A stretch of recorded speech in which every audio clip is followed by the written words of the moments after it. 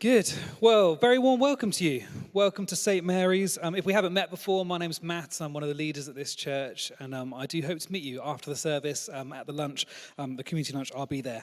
Now, I have responsibility for a number of areas within the church, particularly small groups and the pastoral life of the church. At least that's been true over the last few years. And so before I continue with the talk, I just want to take this opportunity to highlight a number of the ways that we as a church seek to sort of serve the people in the church pastorally. And this, I hope, will be common knowledge to some of you who've been around for a while, but this hopefully will be enlightening for those of you who joined more recently, so you know where you can find the resources when you need them. Firstly, small groups. This is the foundation of the pastoral life of our church. We speak an awful lot here about our need for connection. So Jenny Peter, who runs the church with John, often speaks about attachments and how she sort of trains parents to connect with their children and spouses to connect with one another. And she quotes studies done in hospitals that show that when an empathetic partner holds the hand of another who's in pain, their heart and their respiratory rates synchronize and the pain is greatly reduced. No sort of paracetamol, but just by loving connection with an empathetic partner. And the point being that loving connection is absolutely vital to our well-being. It's got the power to really take the sting out of what we're going through and what we're experiencing. And so for most of our issues, the ups and downs of living in London, being part of a community where you feel loved, supported, and known has the potential to take away or dramatically reduce the sting of things. And this is why small groups are the foundation of the pastoral life of our church. Secondly, the listening service, which is a one-off hour-long session to talk through a particular issue or circumstance with someone in the church and receive prayer. This is great because particularly in the morning service where people have to collect kids, the ministry time is often cut short. And so if you want to take advantage of this, you can meet up with someone who can pray for you with whatever you're going through. Fantastic. Of course, we all know there are times and situations where we require more time and care than a one-off session to chat and to pray. And so in the past, we've had some amazing trained therapists as part of the church who've given of their time to counsel other people. Not in a position to do that at this stage, and so we've partnered with an organisation called Heart and Mind. They are a group of experienced, fully qualified Christian counsellors. You could, of course, find your own counsellor, but we recommend this group to you. And I think that sometimes there can be a little bit of a stigma around counselling and therapy. I have to say, I've received counselling several times during my adult life and have found it immensely helpful. And I think it'd be good if we took it seriously when we needed to do it and sort of try and remove some of the stigma around that and buck that trend. Fourthly, the fellowship fund is where people in the congregation can, often in an emergency, apply for financial support. And there are two trustees who are members of the church who do not work on the staff team, and they anonymously review applications to the fund. And so if you find yourself in financial trouble, you can apply to that by contacting Sally via the website, and then she gets in touch with the trustees on your behalf and makes the application. Fifthly, pastoral prayer. Every single Tuesday, we as a staff team, or as a leadership team, I should say, pray for a number of people in our database and for anybody else who comes up in our minds during the week. And then we send a short email just letting you know that we've prayed for you. And we're slowly working through our database week by week alphabetically. If you'd like to be included in that, all you need to do is sign up to our church email or contact the office via our website. And this has actually been a really powerful initiative that we've introduced to the church. And so often I or somebody else has sent an email and somebody said, I really needed to know that today. I've been going through who knows what, but I'm so grateful that you've prayed for me. Or I felt really supported and held in prayer on this particular day. And finally, ministry. Let's never underestimate the pastoral implications of having trained ministry team who will pray for us in a safe way. And I know that there are many people in this church who consider that to be an absolute lifeline every single week, to receive and to respond to the wonderful counsellor, to receive his love and his assurance, whatever we're experiencing. So that's a little bit of an overview of some of the ways that we seek to support people in our church pastorally. There's obviously other things that I could have mentioned too, but hopefully this covers many of the issues felt and experienced by Londoners. Issues of loneliness, the need for love, day-to-day struggles, financial pressures, spiritual need for freedom, mental health, and so on. It's never going to be a perfect system, is it? But this goes, I hope, a long way for us as a community to feel nurtured and have an opportunity to grow and really have the sense that we don't have to stay in the place that we're in, that actually things can change, things can get better. And so if you want information about any of those things, you can find that via our website, stmarieslondon.com/pastoral. It's all there, and you can get more information if you'd like to. So today, what I'd like to do is to speak a little bit about our relationships. about our friendships and the community that we have here at St. Mary's, or of course those of us who are part of the community here at St. Mary's. Relationships are of course vital, aren't they, to our ongoing mental, emotional and spiritual health. We are made for meaningful connection with other people. And as you'll know, speaking theologically, of course, the place to start with relationships is, of course, with God. And if we look to God and how God has revealed himself to us, we see that God is Father, and God is Son, and God is Spirit. We worship a Trinitarian God. In God's very being is relationship. And that's why we can say that God is love. Because before the creation of the world, before there was anything other than God, there was relationship. There was the Father, the Son, and the Spirit giving and receiving and loving and preferring and serving one another. And then God said, let us make humans, and let us make humans in our image. Let us, the God of community, of family, the friend group, the God, the opposite of isolation and aloneness, said, let us make humanity in our image. And so God created humanity, he gave us God's image, and that's something that can never be taken away. It's something that can never be taken away. It's an never aloneness. It's an origin. It's a destination. We are made in the image of a God who is community from first to last. And God said it was very good. Now, the first not good in the creation story, the first not good in the whole Bible, is where Adam is found to be alone. And so what does God do? He creates Eve. And of course, this is bigger than Adam needing an Eve. Of course, it can be used to describe spousal relationships. Really, Adam represents humanity. It's saying that humans are not meant to be on their own, but humans are made for community. And then the rest of the Old Testament, the biggest character in the Old Testament, it's not Abraham, it's not Moses, it's not David, it's Israel. It's a people, not a person. And the same is true in the New Testament. After Jesus, it's not about Paul or about Peter, it's about the church. It's about a people, it's about a community. And so going back to what we know about God in the Trinity, when God the Son incarnated upon the earth, you might well think, well, he surely would just be fully sufficient. He would need no one. But he doesn't do that. He doesn't spend his time here on earth in splendid isolation. No, he chooses a community. He has the 72. He has the 12, and within the 12, he has the three who he knows closely, Peter, James, and John. We as humans, we are made for community. And sadly, so often we find that we've actually lost our way. We don't know how to have meaningful relationships. We don't know how to be part of a community. So the neuroscientist Matthew Lieberman wrote it's a populist book. He's done a TED Talk as well. It's called Social, Why Our Brains Are Wired to Connect. And in it, he shares an account of a survey of people's social connections done between 1985 and 2004. And one of the questions was, in response to this question, over the last 6 months, who are the people with whom you discussed matters of importance to you? Asked that question in 1985 and again in 2004. In 1985, the most common number of friends listed was 3. 59% of the people who did that survey responded saying they had 3 or more who could fit that particular description. By 2004, the most common number of friends with whom you discuss important matters was 0. Nobody in 2004. 37% of respondents listed 3 or more. That was 2004. How do you think things are going now? Do you think that things might have improved? Because I suspect they probably haven't. And as Lieberman says, 1 out of every 4 of us is walking around with nobody to share our lives with. Mother Teresa says the greatest poverty in our culture today is loneliness. And I think she's probably right. It's crippling. And as we know, loneliness is not something that we necessarily experience by having nobody around us. Have you ever felt lonely in a crowd? It's very easy to feel lonely in a crowd because I think loneliness isn't about not having people around us. It's not about having people, in our midst. You feel lonely in your office, in church, in other places as well. I think loneliness is really not about having people around us, but it's feeling that nobody knows us. It feels that there's nobody who we could share our lives with. That there's nobody who we could share the most important things that are going on in our lives. We feel that there's no one who will listen or take the care to respond to us.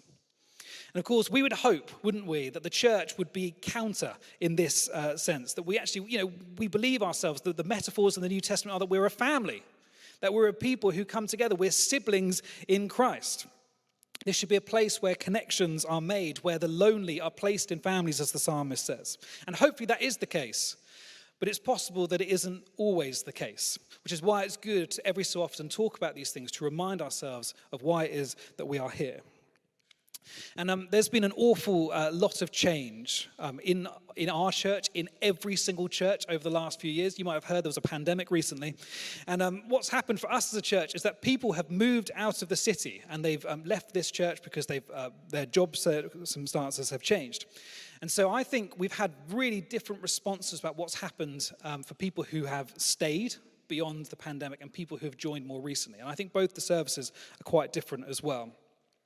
And so for those of us who were here at St. Mary's and called it our home before the pandemic, you may have come back. And bearing in mind, it's only been a little bit over a year since we came back. And actually in that time, we've had various lockdowns as well. You've probably come back and gone, I don't know who my people are. I can't quite see who my friendship groups are. That was the person I used to hang out with, but they're no longer here again.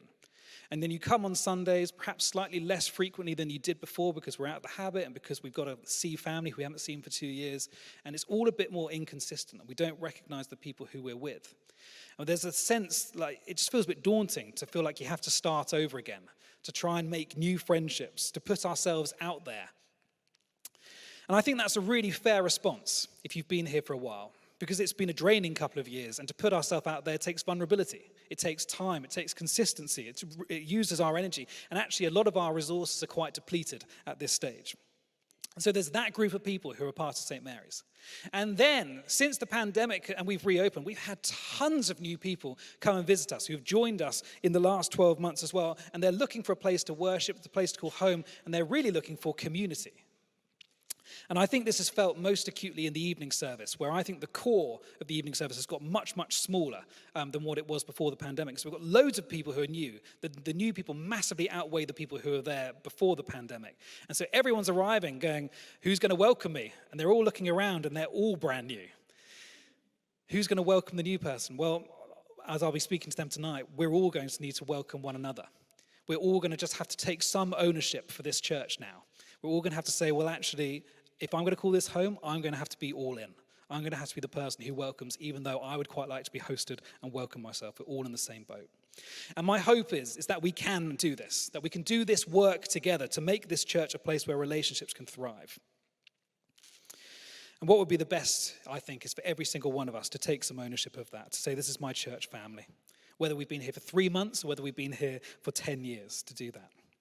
And so I've been thinking about Jesus and the friendships that he had here on earth. And so obviously, as I've mentioned, Jesus was often surrounded by a crowd, but he took special care and attention to be with the 12, and in particular, 3 disciples, Peter, James, and John. And I was thinking about how those relationships must have developed in the 3 years of his ministry. So we obviously know the stories of how Jesus approached his disciples, come and follow me, drop your nets, come and be with me. And at that stage, neither person knew each other very well. But in a short few years, Peter, for example, who dropped his nets, Jesus hands over the church and says, you will be the rock on which the church will stand. There is something which has happened in that relationship. A trust has been built that Jesus feels confident to hand it over. And so what is it about friendships that causes them to thrive? What's required? And I think one of the first ingredients that is needed in all friendships is vulnerability. And we hate vulnerability like going to the dentist. Vulnerability is awful. But actually, it's a necessary part of creating friendships. Firstly, in terms of putting ourselves out there and allowing ourselves to be known. Allowing ourselves to be known, which I mentioned earlier, is sort of the opposite of loneliness when we feel known. And so when Jesus called the disciples, he was following his Father's lead. He probably didn't have any anxiety that he was going to be rejected because he had this prophetic word that he responded to. A few years ago, I was in the park with my goddaughter, and she was running around like a lunatic, jumping off things, licking the playground apparatus. And eventually this other girl, slightly older, arrives in the park. And this girl, she's older and she's able to do the monkey bars absolutely easy, unassisted. And so my goddaughter just stops in her tracks, stops playing and basically just watches this girl doing the monkey bars. And the girl knows that she's being watched. And eventually the girl starts playing, and she gets closer and closer to my goddaughter. And my goddaughter then goes, do you want to play with me? And the girl goes, yes. And my daughter goes, thank you. And they run off and they start playing hide and seek in the park, and they start running around chasing one another and going down the slide. And I was really challenged watching this happen right in front of me, because personally, I find it very difficult to put myself out there. I like company, I like friends, but I'm much more inclined to sort of be introverted and shrink away. Thankfully, I've got some very mature friends who actually do pursue me as well, and I do try and put myself out there.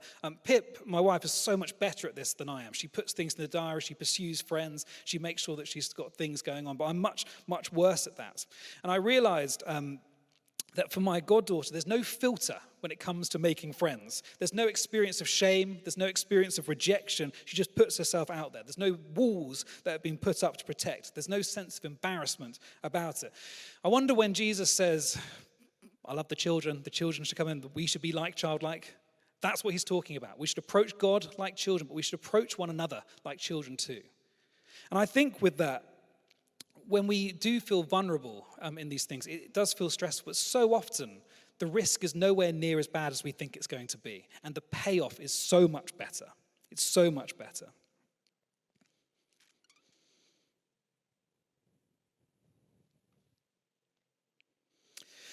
So we need to be vulnerable in terms of pursuing and putting ourselves out there for relationships, but we also need to be vulnerable in our interactions too. And the reality about this is this takes time. Too much vulnerability early on is unwise. But we can feel lonely in a crowd, and loneliness is about not being known. And so we have to trust, really, that the answer to this is to be known by someone else. And that involves opening ourselves and sharing part of our lives with someone else and trusting them with it, allowing ourselves to be known. And I think with that, we need to become active listeners, people who know how to respond and hold other people's reality as well. And I just think about those 3 years that Jesus spent with the disciples. Can you just imagine how good a listener Jesus must have been as he spoke to them? I think he would have been an incredible listener. We see it in his interactions with so many people. He would see right to the heart of people's issues. I'm sure he would have been compassionate and kind with the things that people were worried about. He would offer wisdom. He'd probably offer a parable and keep the conversation going on. But I suspect that Jesus was also vulnerable with his disciples too. Just like we've just gone through Easter, we've seen how Jesus responds in Gethsemane with his disciples. Real strong emotion that he shared with his disciples. I'm sure that wasn't the first time. I bet Jesus spoke with his disciples about the joys and the real horror of doing ministry as he was doing it, as he was going around, sharing it with his friends. And friendships also require commitment and consistency in time. And so coming to church once a month, twice a month, 3 times a month, and then dashing off at the end just isn't going to cut it if we actually want to have lifelong friendships that really, really benefit us and benefit one another. It takes more than that, regularly and faithfully committing to one another. And Jesus was committed to his disciples. However flaky they were, even though they were prone to betrayal, he was committed to them. And so we need to come with low expectations, or not low expectations, but realistic expectations about what our friends are going to be like. And that our friends will never be perfect, that they'll let us down. The friendship may feel uneven at times, but friendships that stand the test of time always involve commitment to one another. And so we need to invest energy and we need to invest time to them. And really, we need a context for those friendships to develop, because church on Sunday isn't going to cut it on its own. Now, we learn in the Bible that one of the primary ways that relationships are established, deepened, and enjoyed with God and with others is by sharing a meal together with one another. So I love this story in Exodus. So just after the people have been liberated from Egypt, Moses has gone up Mount Sinai, and then a little bit after, the elders of Israel are invited up the mountain with Moses to meet God. So just imagine this. This is verse 9 of chapter 24. Moses, Aaron, and Nadab and Abihu, and the 70 elders of Israel went up, and they saw the God of Israel. They saw him. They're present with him. But God did not raise his hand against these leaders of the Israelites. They saw God, and they ate and they drank with him. The Old Testament prophets often compared life in the new heavens and earth with a picture of a divine banqueting table. And in the New Testament, we regularly find Jesus is reclining at a table with his friends or with tax collectors and other sinners as well as he eats. The scholar Robert Karras says, in Luke's gospel, Jesus is either going to a meal, at a meal, or coming from a meal. And so Jesus uses meals during his earthly ministry to engage with real people, furthering his kingdom work, fostering true community, and demonstrating the reconciliation of God, building genuine community among his disciples. Now, this practice of eating and drinking with others in the New Testament is what we call hospitality. And hospitality is different from what we consider hospitality today, like going to a sort of a nice restaurant or working in a hotel or something like that. Hospitality really means love of stranger. Love of stranger. So I think in the original Greek, it's sort of a compound word, two words. The first one to do with brotherly love. And the second one, I can't remember what it means, but it's sort of the opposite of being xenophobic. It's love of stranger. And so obviously that root word, it's informed our words for hospital and hospice, love of stranger. It's caring and honoring for people who are different from ourselves. And so really hospitality is a word that speaks of inclusion. It speaks of welcome, and it speaks of extension and going beyond ourselves to people who are not necessarily like ourselves. Now, at the time of Jesus, the dinner table that people would share was so much more than just an opportunity to eat. It wasn't just about nourishment, but being welcomed at a table for the purpose of eating with another person became a ceremony. There was a way of doing it. We've seen other stories about, when Jesus has his feet washed in perfume. Towards the Easter story. And it's a scandal, not least because the waste of perfume, but also because the host had not washed his feet. How rude, how offensive. That's part of the ceremony of being hosted and receiving the hospitality of another person. And so there was this ceremony richly symbolic in friendship and intimacy and unity. And so if there was betrayal around a table, that was absolutely unacceptable. And on the other hand, when persons who were estranged were invited to a meal around somebody's house, this was the means of reconciliation and how peace would be brought between the two people again. And as I read that this week, I was reminded of Jesus on the beach having a barbecue with his friends after the resurrection and saying, "Would you come and eat with me?" And it's Jesus offering reconciliation back to his disciples who had betrayed and abandoned him. Shone that on a new light for me. And so people would have been very careful about the company who they kept around their tables because it was a sign to everybody else about who their friendship, who their network was. You would want the most important people at your table. Now, of course, Jesus, he subverted this, didn't he? He just subverted all the social norms by eating with tax collectors and prostitutes, the lowest of the low. He welcomed all of these people at his table. And so when Jesus was gathering people around for a meal, he wasn't just eating food. What he was doing was he was beginning to form the new humanity around himself. He was living now what would be true for the whole world. And so hospitality really is so much more than hosting. In fact, they're two different things altogether. Jesus didn't have a home. And so Jesus does this wonderful thing where he invites himself round to somebody else's home and say, "I'm going to come and eat with you." And he plays this role of host and guest all at the same time. And so Jesus' sense of hospitality is less about being the person who puts the food on the table, but it's more about opening one's heart. And I think that's probably a good way of understanding hospitality. It's a way of opening our heart to the stranger around us. So hospitality, the Christian activity of welcoming strangers into our lives as beloved equals, it doesn't require having a large table or the really nice crockery or anything like that. It's about compassion. It's about recognizing, just as Jesus has welcomed us as strangers, that we should go on in the same way to offer people the life that we have received in God and welcome them as well. And so when we offer hospitality, what we're doing is we're beginning to see people in a brand new way. Rosaria Butterfield said this, "Radically ordinary hospitality and those who live it see strangers as neighbors and neighbors as the family of God. They recoil at reducing a person to a category or a label. They see God's image reflected in the eyes of every human being on the earth. Those who live out radically ordinary hospitality see their homes not as theirs at all, but as God's gift to use for the furtherance of his kingdom. They open doors. They seek out the underprivileged. They know that the gospel comes with a house key." Just imagine what Jesus' conversations must have been like as he was sharing meals with his disciples and the various other guests who he'd invited himself into their homes over those 3 years, whether that be a tax collector or a prostitute. Just what you know of Jesus, what do you think he would have been like around that table? Don't you think he would have listened to them? Don't you think he would have cared about the situations that had led them up to the point where they are now? Don't you think he would have heard their stories? And don't you think that Jesus would eventually have offered them the invitation to come and follow him, to be part of his family, his new community? And I always just think that the disciples around that table, he's got strangers there, but he's got his friends there as well. It's a bit of a mixed bag of people.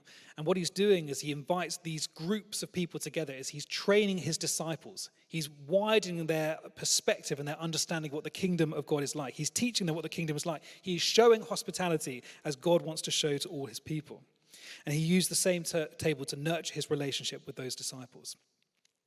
And so what we see in the rest of the New Testament, it goes from the Old all the way through to the New, is that the disciples really ran with this idea. The early church, they gathered regularly in one another's homes to break bread as a practical expression of their fellowship in Christ. And so what happened is that all sorts of unlikes and dislikes gathered together to share food. Formerly invisible people, because it's a class system and you would stay in your area, all mixed together. And so invisible people became visible among the people. And so the meal became not just about nourishment, not making sure that everybody, particularly the poor, were fed, but that actually every single person from all the classes and cultures were there consistently, talking with one another, looking at each other in the eye, listening and sharing of themselves, and really knowing that at this table we are equals under the lordship of the Jesus Christ. And the apostles remind the recipients of their letters and us to show hospitality. This is Hebrews chapter 13. Do not forget to show hospitality to strangers, for by doing so, some people have shown hospitality to angels without knowing it. A bit strange. I think that's reference to Genesis, where some angels are shown hospitality for someone. Romans 12, verse 13. Share with the Lord's people who are in need. Practice hospitality, because this is something that we need to work on again and again. We do not master hospitality. In fact, for many of us, it's not something that comes easy to us. Bless those who persecute you, bless those and do not curse. Rejoice with those who rejoice, and mourn with those who mourn. Perhaps this is an expression of what actually happened around those tables. People sharing of themselves, the griefs, the highs and the lows. Be with them. Listen to them. Rejoice with those who rejoice, and mourn with those who mourn. Verse 16, live in harmony with one another. Do not be proud, but be willing to associate with people of low position. In other words, continuing that thing that Jesus did by really subverting the social norms. Don't just stick with your group, but find different people different from yourselves, and ensure that hospitality extends to all those people. Yes, invite your friends. Yes, invite your family, but make sure you're seeking out the stranger too. And 1 Peter chapter 4, offer hospitality to one another without grumbling. Peter's clearly writing with a reason here. Each of you should use whatever gift you have received to serve others as faithful stewards of God's grace in its various forms. Sometimes we just want to be hosted, don't we? We resent that it's us who are putting ourselves out there. And I don't think that one person should be doing all of this, but we should all be doing a little bit of this. And so let us use our gifts and let's serve one another without grumbling. And so eating, biblically speaking, is important. Feasting anticipates the coming of the new heavens and the new earth, where we will live freely in loving mutual community. And the whole, the book of Revelation, the prophecy of Revelation, it really centers around the meal, the feast of the Lamb of God. And so the future of the church is centered around a table. And so Christians have always enjoyed sharing a meal because of the rich biblical symbolism, because it's a tangible expression of service and love and unity, and because it affords the opportunity for true fellowship, for friendships to emerge, and for genuine community. And so practically sharing a meal with one another, yes, it nourishes us, but also it nourishes our need to be known and to know other people, because it facilitates a place where we can see one another face to face, hear the stories of one another, and listen. So when I started working here at St. Mary's, I was taken in by a couple called Rick and Hen, and they let me live in their house. And I paid basically no rent whatsoever. And I think I was going to be there for like a year. I ended up staying for 4 years until I got married.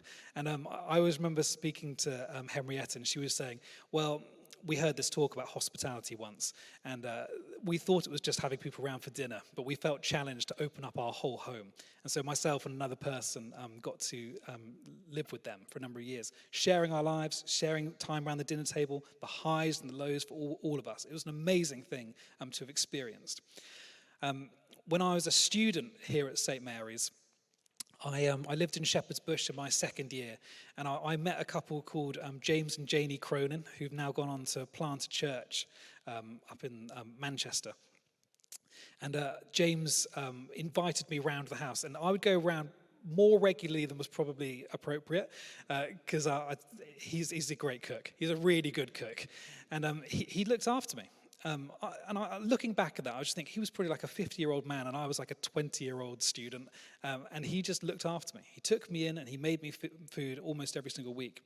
And a few years later, Janie was trained to be a vicar, and I was trained to be a vicar. She was a bit further ahead than I was. And I had a bit of a crash being here, slightly overcooked it with getting my essays done and trying to get my St. Mary stuff done, and a bit burnt out. And I just thought, where can I go? And I just thought, James and Janie, and they invited me round to their house, and I spent 4 days, and they just welcomed. It was totally normal. We watched like daytime TV together and evening stuff, and we had like stuffed pasta. Like, it wasn't like grandiose. There was no sort of like putting out the best linen or anything like that. But I was just welcomed into their home, and it started with a meal. It started with being invited round and just have a little bit of pasta and a chat. It was hospitality. Now, it started with a bit of pasta and going around when I lived in Shepherd's Bush, but it developed into a friendship. They're friends. They're people, when I see them, it's like no time has passed. And I know that we're going to be friends forever. Same with Rick and Hen as well. Biblically speaking, we have the life of Jesus as an example to us, who didn't have a home of his own, but showed hospitality to everybody. We have the early church working out how to live that themselves. And then what we have is a peek of the end of the story of what the future is going to be like. And us Christians, with the Bible, we're supposed to sort of fill in the gap. We know the end, we know what happened at the time of Jesus, and we need to work out what it means to live like Christians in the here and now. So Jesus taught it and modeled table fellowship. Peter and Paul and the other apostles exhorted the community to practice hospitality, and the future church is centered around a table. And so our invitation as Christians is really to get with the program, as I know many of you are. It is to recognize the importance of putting this into practice. And again, I know that many of you do this because I've been on the receiving end of it. Gathering around a table and extending hospitality to one another, especially those who are on the margins, is part of our whole life discipleship. This is not an optional extra. This is about what it means to become and be a Christian and to live as Christians in the world, to see God's kingdom breaking in, to break down social barriers and rewriting cultural norms. And so I wonder, who are the people that God might be prompting you to invite for dinner?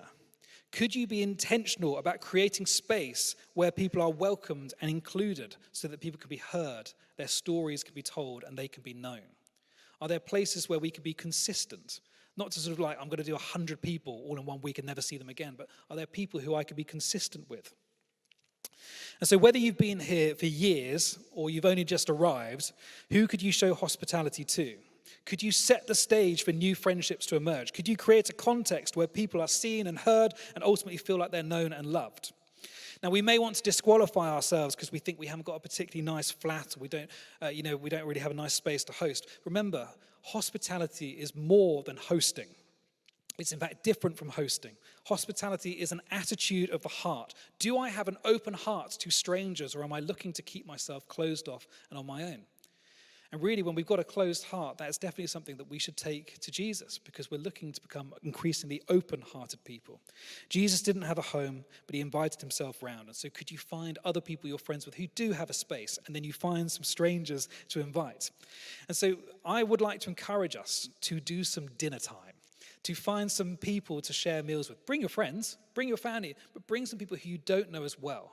Let's create some new connections and networks across this service where new friendships can be formed with people who we don't know. So I put that to you. If you feel like the Lord is prompting you, then I encourage you to respond to that. But we're also going to make this easy for you as well in a number of ways. So we've got a number of events coming up in the coming weeks and months. Now, the first thing happens today, right after this service. We have a community lunch where you are welcome. And you could be the hospitality person for your particular table. And so I'd love you to join us. We're having a roast dinner. Everyone loves a roast. And now what happens downstairs is it begins chaotically. There are kids. It's manic. They run all over the place. They throw food on the floor. But eventually they go and watch TV in the other room. And then we can actually enjoy ourselves. So come down and find some people and introduce yourself to somebody new. Who wants a cliquey church? Let's find some people who we can meet for the first time. In the evening service next week, we're doing pizza and Prosecco after the service. Why? Because we can. And so we have an opportunity to meet some new people after the service for that one. In early June, we've got a street party on the piazza for the Queen's Platinum Jubilee. Again, it'll be out there, long tables, and this will actually really test us in our hospitality, because not only will we be looking to be hospitable to the family, to the people of God, but we're looking to be hospitable to the whole community as well. We're welcoming everybody to come and join us and to be welcomed. And so I encourage you to come to that. Also, at the end of June, we're bringing back something we did years ago. I can't even remember how long, which was called Pop-Up Table. And we ran this, and the idea was that people would create a space in their homes, and people would sign up if they wanted to come round for dinner. And then we would send people to people's houses. Really, it's a bit of a sort of a mixer around food. And so we'll have tons and tons of dinners and lunches and brunches hosted across the city over the weekend of the 2nd to the 25th of June. So that's still a little bit away off, and we've got some time to practice our hospitality before that moment. So we're not taking sign-ups for this yet, but if you know that you've got a space where you could definitely host some people, and you think you'd enjoy to have some people and a few friends round, we'd love you to contact us so that we can start getting the ball rolling. And you can do that by emailing sally@stmarieslondon.com, and then we'll go from there, if that's okay. And finally, later in the summer, we're going to have some picnics in the park as well. And so there are some opportunities to show the heart of hospitality, even if we're unable to do it because our spaces are limited as well. We as Christians, we're disciples. We're followers of Jesus. We're looking to live and breathe his teaching, to become more like him, to become little Christs in the world. And one of the things he did was hospitality. He opened his heart and he opened the homes of other people for himself and others. And so sometimes when we're at church, we talk about generosity, and we look to become open-handed with our money and not feel like we've got to hold it to ourselves. Other times we talk about evangelism. We look to be open with our faith, sharing ourselves with people who don't know Jesus. And at this time, we're looking to grow in sharing our food, sharing our lives, sharing our tables with other people, to welcome and include strangers, to set the context for new friendships to emerge, new connections in our community. Amen. Okay, let's stand, we'll sing a song, and then we'll pray for people.